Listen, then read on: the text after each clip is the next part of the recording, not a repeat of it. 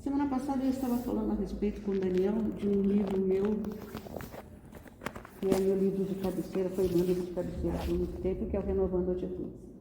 Esse aqui é o parceiro dele, o Sem Medo de Ser Feliz. São vários capítulos onde existem grandes reflexões. E nós vamos usar esse capítulo para depois fazer a nossa vida plena. Então eu vou ler para vocês. É bonitinho. Não vai colocar. Dê um jeito. É um jeito. Você tem um anel?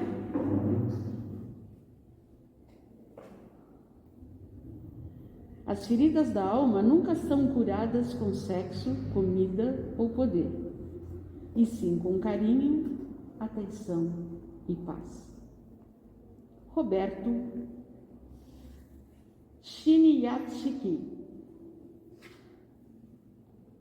Ele é um médico e escritor de livros consagrados como Pais e Filhos, Companheiros de Viagem e O Sucesso é Ser Feliz. A luta pela aquisição dos bens materiais tem provocado alguns equívocos por parte de muita gente. O maior deles diz respeito à verdadeira condição de proprietário dos bens adquiridos e conquistados. O homem estuda, trabalha, luta, sofre e acaba adquirindo uma infinidade de bens, nem todos necessários ou úteis à sua sobrevivência. Mede-se sua importância na sociedade pela maior ou menor quantidade de bens adquiridos. Quanto mais tem, mais importante é. Quanto mais títulos apresenta, maior também a sua importância. Recordo-me da advertência do ilustre desembargador Juiz de Andrade, quando ingressei na magistratura. Cuidado com as honras. Elas não são para você. Elas são para o cargo que você ocupa. É uma grande verdade. Mas o que eu gostaria de refletir juntamente com você, leitor, diz respeito à verdadeira propriedade. Quem é verdadeiramente proprietário de todas as coisas? Quem é realmente rico? Será que o leitor vai me acompanhar nessa importante descoberta? Na ciência do direito, descobri alguns conceitos jurídicos que vão nos ajudar muito nessa reflexão. Inicialmente, vamos ver as espécies de propriedade. Disse que a propriedade poderá ser plena ou limitada. Na propriedade plena, o proprietário pode usar, gozar e dispor do bem de forma absoluta, exclusiva e perpétua. Já na propriedade limitada, o proprietário perde alguns dos poderes típicos de dono. Quer um exemplo? Vamos lá. Você provavelmente já ouviu falar da figura do usufruto. O usufrutuário é aquele que detém os poderes de usar e gozar de um bem imóvel, não sendo, porém, o seu proprietário. Veja o seguinte exemplo. O pai faz ao filho a doação de um imóvel de sua propriedade, mas reservado para si o usufruto do bem até a sua morte.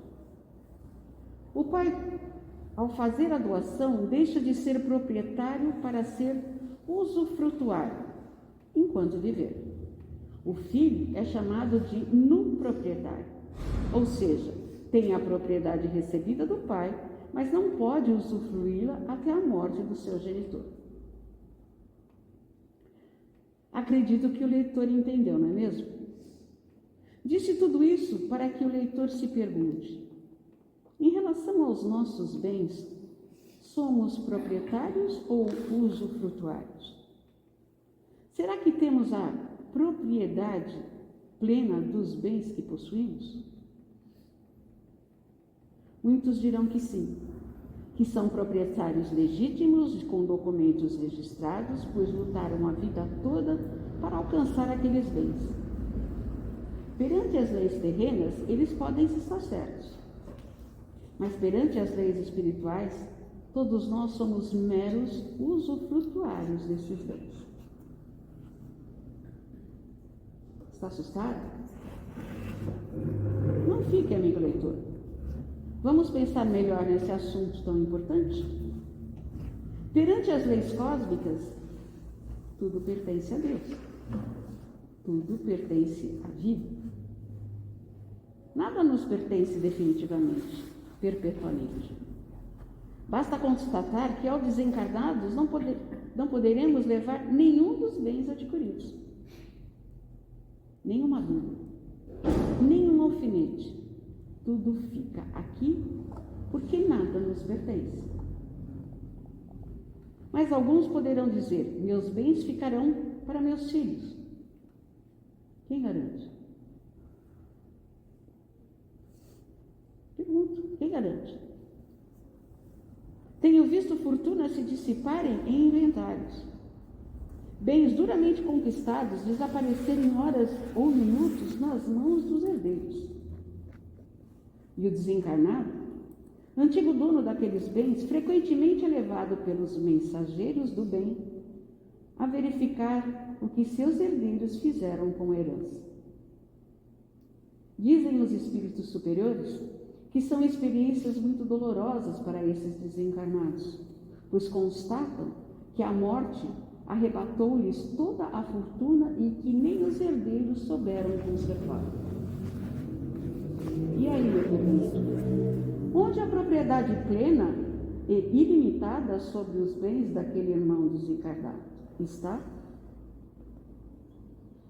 Nem ele mais possui, tampouco seus familiares. Tudo se transformou. Mesmo em vida, ninguém poderá dizer que tem a propriedade eterna dos bens. Quem garante o que nos sucederá no dia de amanhã? Já vimos grandes fortunas se desmoronarem de um dia para o outro. E não precisa ser rico para fazer tal constatação. Tenho um amigo que trabalhou duro por vários anos para poder comprar um carro usado. Um dia, às vésperas do Natal, conseguiu adquirir um veículo. Estacionou-o à porta de sua residência, todo feliz da vida. Quando acordou, o carro já não se encontrava naquele local. Havia sido furtado. Também conheço o caso de pessoas bem abastadas que acabaram dissipando toda a riqueza em gastos como doenças de improvável cura.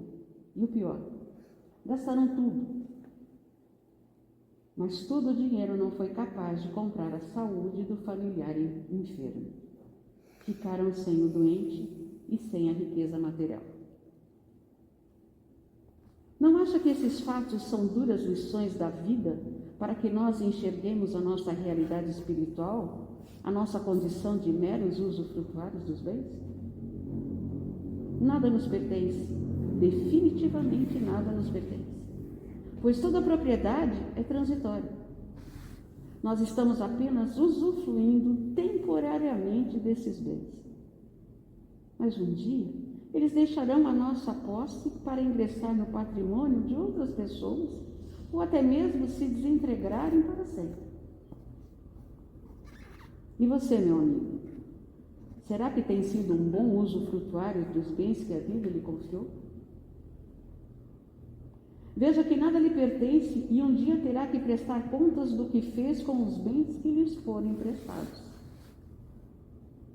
Aqui me lembro da parábola dos talentos magistralmente narradas por Jesus. Consta que um homem, precisando fazer uma longa viagem, reuniu seus empregados e confiou-lhes seus bens. Ao empregado lhe deu 5 talentos, ao outro 2 e a um outro deu 1 talento. Os 2 primeiros empregados multiplicaram seus talentos. O último, sabendo que seu patrão era um homem rigoroso, fez uma cova e lá enterrou o dinheiro. Quando regressou o empregador, seus funcionários foram chamados a prestar contas. Os 2 primeiros devolveram o dobro dos talentos recebidos. o que deixou o patrão bastante feliz.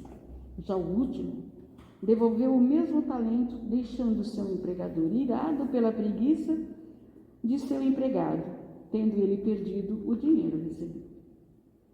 E a história termina com uma advertência: ao que tem muito, mais lhe será dado, e ao que não tem, até mesmo o pouco que tem, lhe será tirado. Foi o que aconteceu com o empregado egoísta. Reteve o talento, acabando por perder.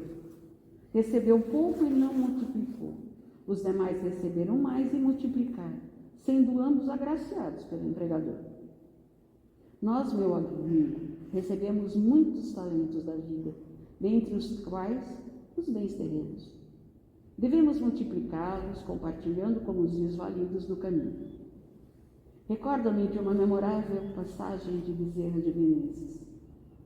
Então encarnado, ocasião em que atendeu em seu consultório uma criança que já havia sido desenganada pelos médicos. Depois de minucioso exame, Bezerra constatou que o problema era desnutrição e prescreveu uma fórmula homeopática, recomendando à mãe extrema urgência na aquisição do remédio. A mãe, já marcada por tanta dor e sofrimento, pegou a receita, mas devolveu-a imediatamente ao Dr. Bezerra, dizendo-lhe que não tinha condições de adquirir aqueles remédios, pois nem para comer possuía dinheiro. Tocado de amor, Bezerra levou as mãos ao bolso e também constatou que não tinha um níquel para dar àquela pobre mãe. De repente, Bezerra olhou para as mãos e notou seu anel de grau, símbolo do curso superior de medicina. Imediatamente o retirou do dedo e entregou àquela senhora, dizendo-lhe para trocar o anel pelo remédio e ainda ficar com o troco para comprar alguma comida. O amoroso Bezerra de Menezes converteu a joia em comida e remédio, salvando a vida de alguém que já estava desenganado pela medicina.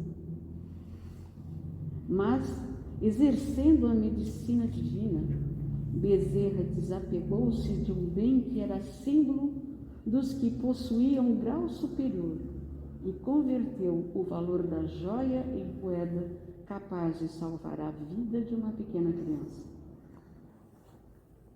Bezerra de Menezes havia entendido a parábola dos talentos e multiplicou seu anel em valores que salvaram uma vida humana. Querido leitor, as leis cósmicas tendem a favor daqueles que dão e multiplicam. Reter é pura manifestação de egoísmo. Bom é poder compartilhar. É não se apegar aos bens que não nos pertencem e usufruí-los com sabedoria. O bem nosso e a bem de nossos irmãos menos afortunados, como fez Bezerra de Menezes, o apóstolo da caridade. Aproveite a oportunidade dessa leitura e transforme suas ideias e ideais em ações concretas. Vá direto ao seu armário e veja que, se não há, pelo menos algum vestuário que não usa há tanto tempo, aquela roupa que já saiu de moda, e procure alguém que esteja necessitando. O que lhe sobra será fartura para muitos. A sua prosperidade também depende de você se libertar de tudo aquilo que não mais utiliza. Por isso, que feliz é aquele que distribui, reparte, não aquele que retém. Será que você tem um anel?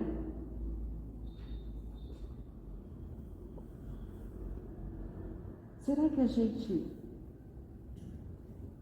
tem um anel junto com uma palavra de amor, com um silêncio? Será que a gente tem um anel junto com o suprimento da nossa dor pessoal para amparar a dor do nosso irmão? Será que a gente tem um anel para ficar calado do lado de alguém, só mostrando que ele não está só? Será que a gente tem um anel para descobrir que consegue deixar de ser egoísta?